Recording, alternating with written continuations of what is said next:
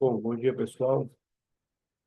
Como a gente tinha combinado, ficou faltando a gente finalizar a quinta questão da lista e comentar também um pouco sobre a sexta questão, tá? E depois eu vou falar aqui um pouco ainda sobre mais ainda o conteúdo da prova, tá? Importante que vocês se concentrem nas duas listas, principalmente nessa segunda lista, que eu vou tirar a prova exatamente dessas listas, tá? Então, quem desenvolver bem a lista, quem tiver com segurança na lista, certamente vai se sair bem na prova, tá? Então, vou voltar aqui para o início da quinta questão,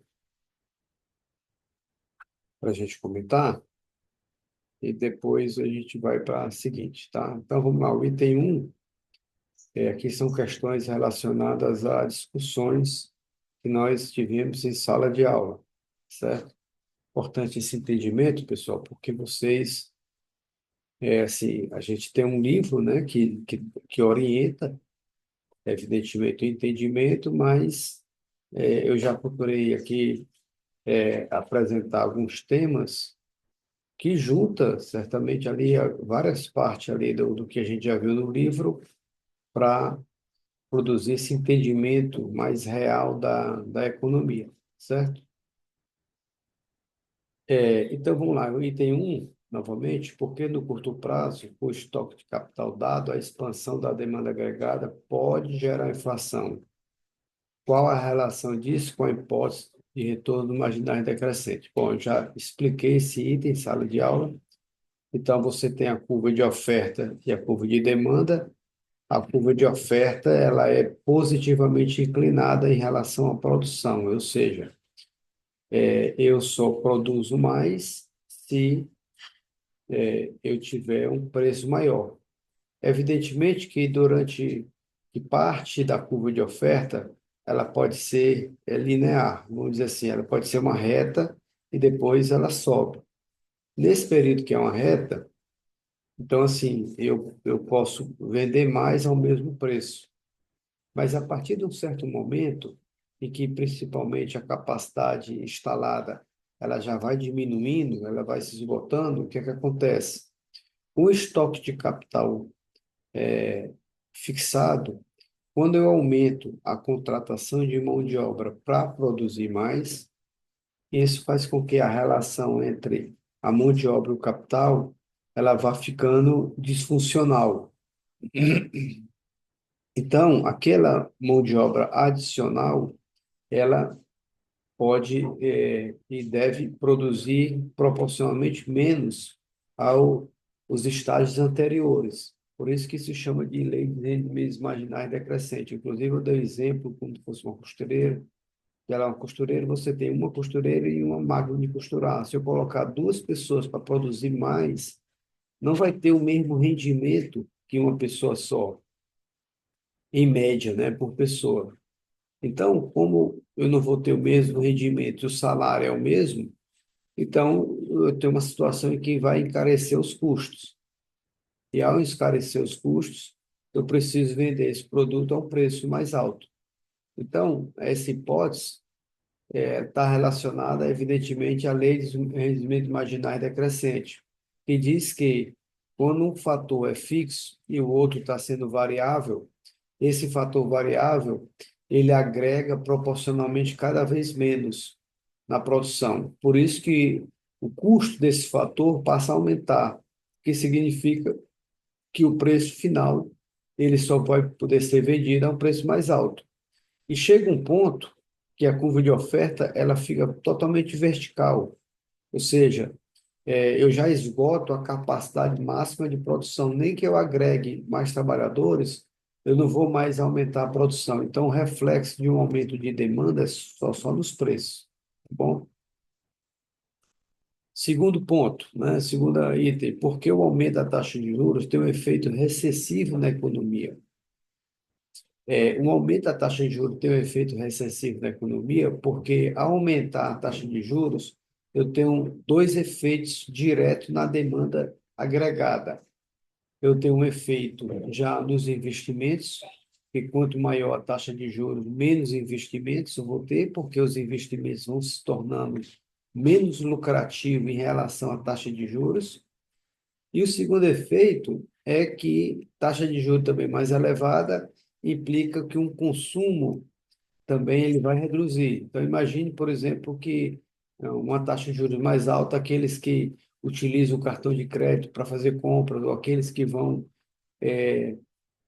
não fazer um crediário numa loja, os juros cobrados vão ser mais caros. Ou quem vai comprar um carro, né? Aí o financiamento do carro é mais caro. Então, taxa de juros encarece o preço do produto e faz com que a demanda diminua.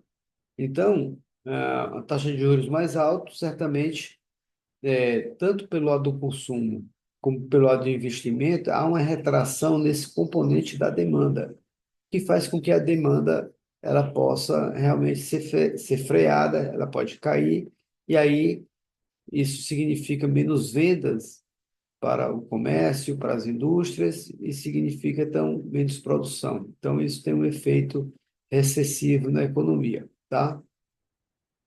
Item 3.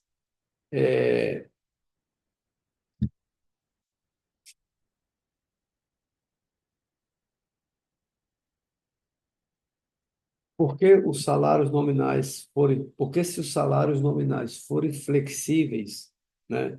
O que é que significa salário nominal flexível? Significa, né, que o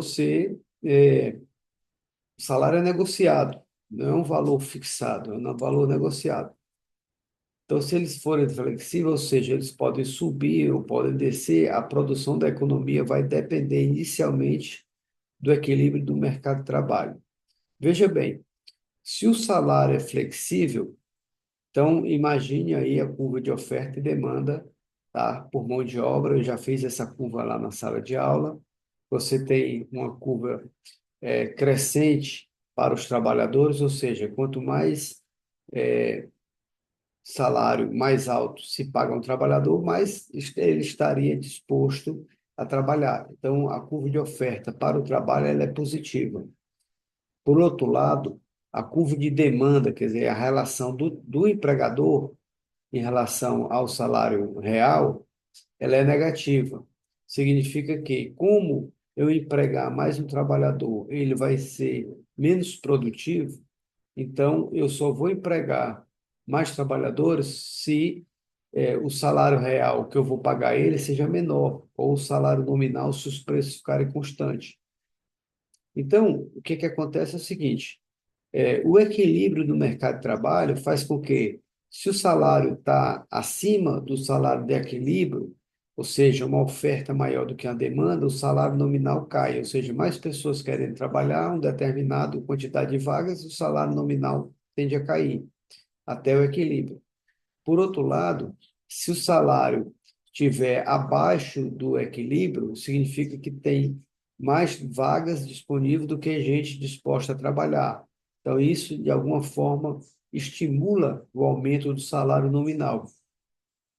Então, se o salário é de equilíbrio, se o salário é flexível, a economia tende a ficar no seu ponto de equilíbrio de um determinado salário real. O que implica, nesse caso, é que a quantidade de trabalhadores contratada na economia já está dada. Então, como a quantidade de trabalhadores já está dada, a gente sabe que, dado o estoque de capital, eu também acabei tendo um valor fixo da quantidade de trabalho, significa que a produção também vai estar dada, né? Já que a produção depende dos trabalhadores, e os trabalhadores já estão numa situação de equilíbrio no mercado de trabalho. Então, isso significa que, se os salários nominais forem flexíveis, a economia ela é, vai depender exatamente, a produção vai depender exatamente da quantidade de mão de obra disponível do mercado de trabalho, tá? Então, esse é o item 3. No item 4 já é uma derivação desse raciocínio, né? Agora eu pergunto o seguinte: explique por que Se os salários nominais forem, explico por quê. Se o salário nominal for rígido para baixo, ou seja, ele não cai, né? Está fixado o salário nominal, é como se fosse o salário mínimo, você não pode pagar menos daquele valor. Mas se ele tiver fixado acima, né, do salário real de pleno emprego, então eu suponho que o salário real de pleno emprego, aonde a oferta e demanda por mão de obra, seja 100. Se eu fixar um salário nominal de 130, por exemplo, então significa que eu estou com um salário real acima do salário que seria de equilíbrio. O que é o salário de equilíbrio? É aquele salário onde oferta e demanda por mão de obra se encontram. Então, se eu estou um salário acima do salário de equilíbrio, o que acontece? Eu tenho mais pessoas querendo trabalhar a uma quantidade de vagas disponível, tá? Então, ele diz, se o salário nominal for rígido para baixo e fixado acima do salário de pleno emprego, ou seja, eu tenho aí um desemprego nessa economia, uma expansão da demanda agregada vindo dos gastos do governo reduz o desemprego na economia. Verdadeiro. Por quê? Porque se eu tenho um salário, se está havendo desemprego por conta do salário real fixado acima do salário de equilíbrio, significa que se eu estimular a demanda, tá? Essa demanda maior vai estimular a produção, e aí as empresas, para venderem mais, eles terão que, além de vender mais, terem que ter um preço mais alto. Lembre-se que a curva de oferta ela é crescente, seja mais produção, mais preço por conta do lei dos rendimentos marginais é crescente. Isso faz com que o salário real caia e o desemprego diminua, tá? Então, é um movimento do salário de inicial que estava em uma situação de desemprego, mas como o salário real diminui porque os preços sobem, então quando você imagina W sobre P, se o W é fixo e o P sobe, o salário real diminui. Logo, eu posso ter uma redução do salário real e aí eu posso aumentar a contratação, tá? Então, essa questão é verdadeira e a explicação é exatamente por conta disso. Veja, pessoal, que é muito importante sempre vocês raciocinarem em termos, né, da lei de rendimentos marginais decrescentes, tá certo? Que faz com que o preço suba, no caso aqui da análise, o salário real diminua, tá? Quinto, porque se a propensão a consumir aumentar, tá, o impacto do aumento dos investimentos potencializa mais ainda o aumento do PIB. Bom, isso eu conversei já com vocês na aula passada. Se a propensão marginal a consumir, se você pegar o pelo multiplicador do investimento, que é 1 sobre 1 menos C, se o Czinho, se o Czinho aumenta, o que é que acontece? Um menos uma coisa que aumenta, que é o denominador, essa coisa diminui. Se essa coisa diminui, se o denominador diminui, a fração aumenta. Então, o multiplicador é mais alto. Então, quando eu aumento o investimento, o impacto desse aumento do investimento na renda, ele é bem mais alto. Não? Então, essa é uma explicação vindo, por exemplo, da fórmula, tá? Uma outra explicação é aquela mais intuitiva, tá? Então, é o seguinte, você sabe que o investimento, ele produz, né, reverberações na economia, né? Porque quando você vai fazer constrói uma fábrica ou vai gastar dinheiro com determinado empreendimento, você acaba movimentando diversos setores da economia. Então, no caso, se a propensão a consumir desses diversos setores da economia é elevada, então significa o seguinte, que cada um que for beneficiado com essa produção, ele vai, de alguma forma, comprar mais. E ao comprar mais, ele acaba estimulando os diversos setores da economia, que estimula a economia como um todo, o que potencializa o efeito do investimento. Então, por isso que quanto maior a propensão marginal a consumir, maior é o impacto do investimento na produção, tá? Item 6. Porque o ganho de produtividade pode fazer com que a expansão da demanda agregada não gere inflação. Como isso funciona graficamente? Olha, então, aquela suposição da lei dos rendimentos marginais decrescente está baseado, né, basicamente na ideia de você ter o estoque de capital fixo, né, e você está aumentando a mão de obra.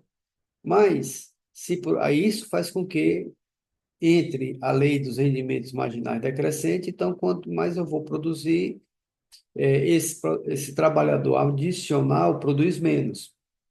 Agora, imagine a situação em que isso pode estar acontecendo, ou seja, eu tenho uma expansão da mão de obra, mas aquela máquina ela tem um melhoramento tecnológico.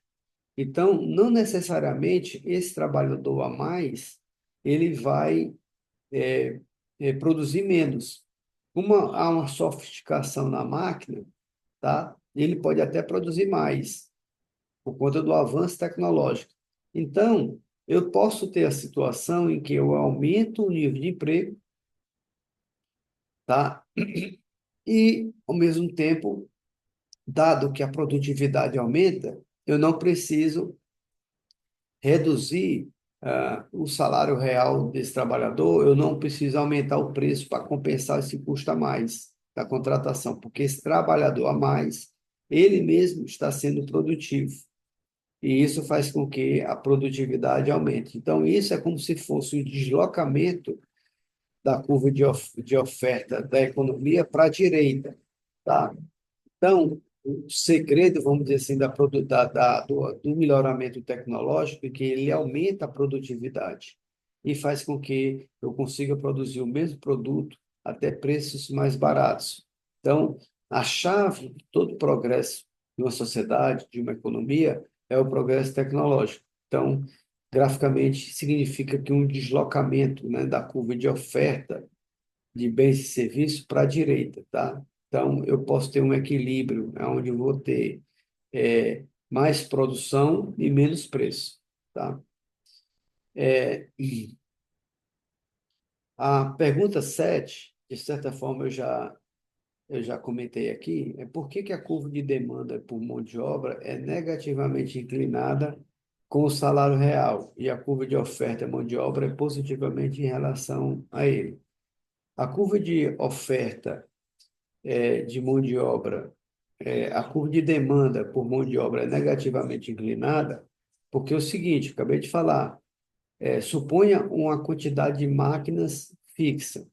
Se eu aumento a quantidade de trabalhadores contratados para operar aquelas máquinas já fixas, a relação técnica, né, entre trabalhadores e máquinas, elas podem de alguma forma ficar descasada. Então, é como se eu tivesse dois, três pessoas operando uma mesma máquina.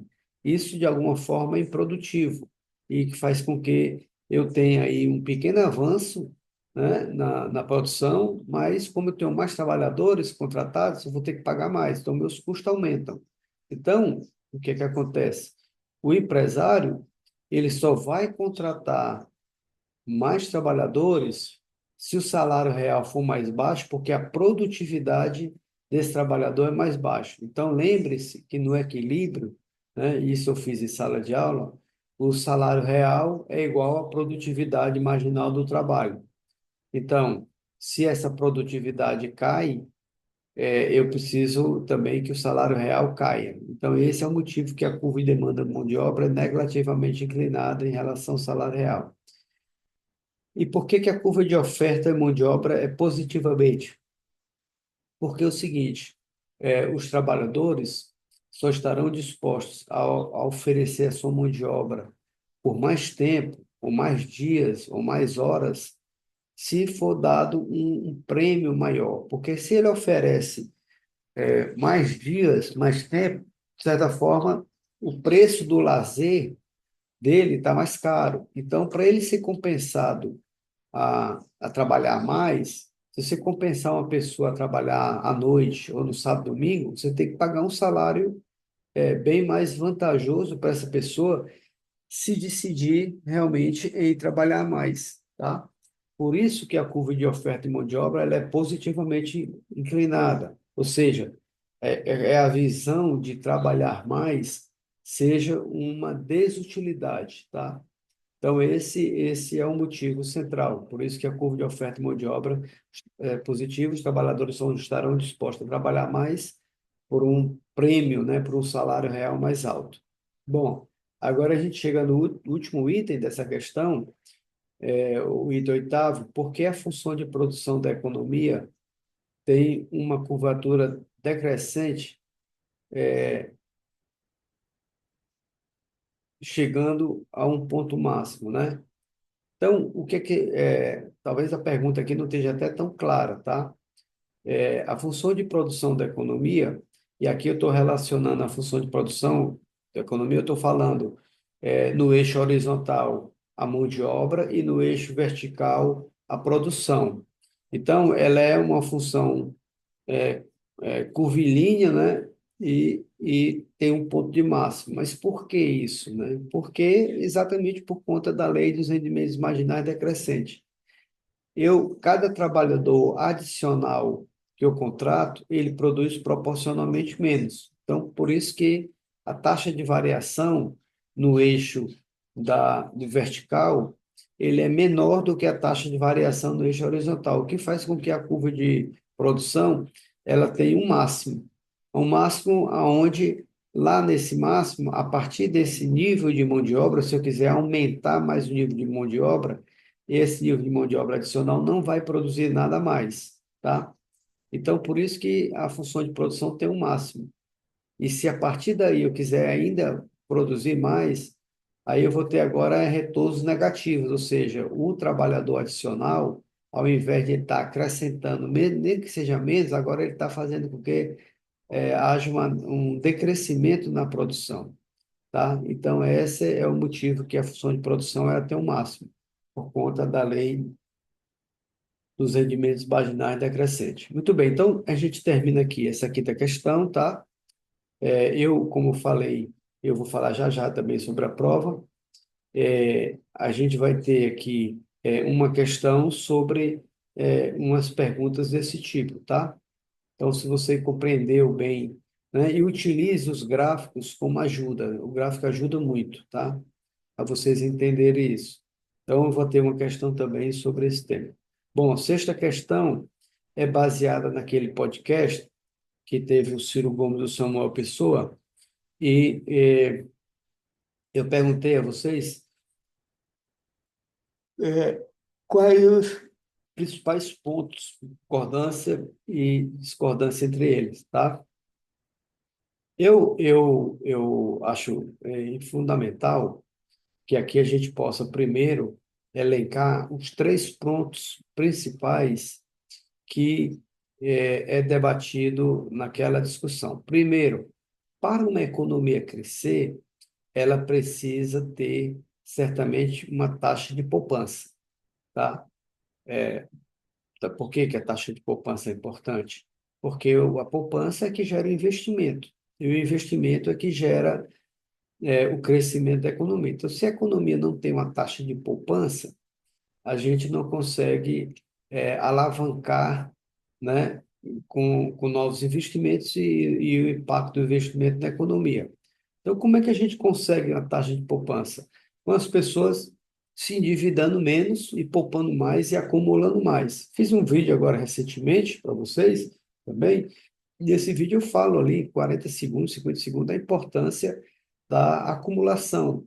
Então, a acumulação ela tem que partir das pessoas individualmente. Você tem que se organizar financeiramente para você ter uma poupança e, a partir da poupança, você gerar investimento.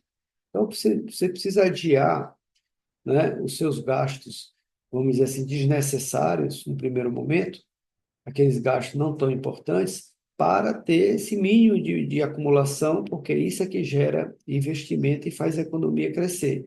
Então, isso parte individualmente. Então, assim, por que que a China tem uma taxa de poupança muito elevada, ou o Japão? Porque as pessoas lá poupam muito, né? Então, se poupa muito, tem muito investimento, a taxa de juros é baixa e a economia se desenvolve, tá? Esse é o primeiro ponto. O segundo ponto é uma discussão entre eles sobre a questão da política industrial, tá? A visão mais heterodoxa, que eu digamos assim, do Ciro Gomes, é dizer se o Brasil for, o Brasil pode tentar se especializar em algumas áreas para ele produzir aqui internamente. E aí ele cita basicamente que a nossa indústria ela está realmente perdendo espaço para vários outros países, especialmente com a China, porque a gente não tem política industrial, a gente não tem um desenho para a política industrial que possa favorecer seu crescimento, tá? E, positivamente, o Ciro cita o caso da Embraer, que é uma indústria que o Brasil tem grande competitividade no mundo, tá? Então, por que que o Brasil não possa ter essa grande competitividade na indústria, não só na Embraer, mas em outras áreas? E aí o Samuel cita, por exemplo, na indústria naval, que já se tentou várias vezes o Brasil fabricar navios e não consegue. Então ficou aí, vamos dizer assim, uma concordância que o Brasil precisa ser efetivo nas suas políticas, tá? Mas ficou uma discordância no fato do seguinte: o pensamento mais heterodoxo, mais, vamos dizer assim, do Ciro, acha que a gente, com alguns cuidados, você consegue, né, estimular, vamos dizer assim, em algumas outras áreas, a expansão da nossa indústria, como a indústria de defesa, a indústria na área de saúde, né? Então, são indústrias, a petroquímica, são indústrias que a gente teria potencial para se desenvolver. O Samuel coloca que talvez sim, talvez não, mas poderia fazer alguns testes, implementar de forma correta a indústria, né? Você não vai fazer um plano industrial com um documento sem nenhuma base científica, tem que ser uma coisa bem estudada, consolidada, e a partir daí ver se realmente funciona. Se funcionar, você continua, se não, você abandona logo. Então, ele dá, por exemplo, o exemplo da Coreia, né? A Coreia não construía carros há 50 anos atrás. Hoje, a maior produção de carro do mundo é da Coreia, da Toyota, né? E a Nissan, que é japonesa. Então, por que que esses países conseguem produzir e a gente no Brasil não consegue, dado que a gente tem tudo, né? Então, é uma questão de cuidado, e aí ficou um pouco de discordância entre eles. O terceiro elemento que é importante para o desenvolvimento do país é investimento em gente, né? Aí é educação, é treinamento, tá? E talvez aí não houve discordância deles, né?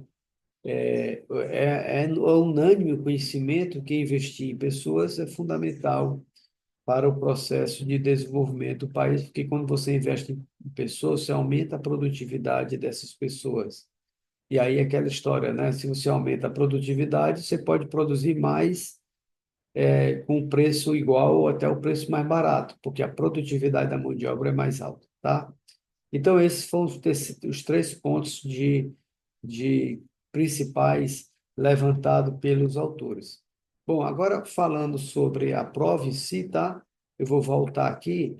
Eu deixei, inclusive, essa questão 4 para vocês tentarem fazer sozinho, tá certo?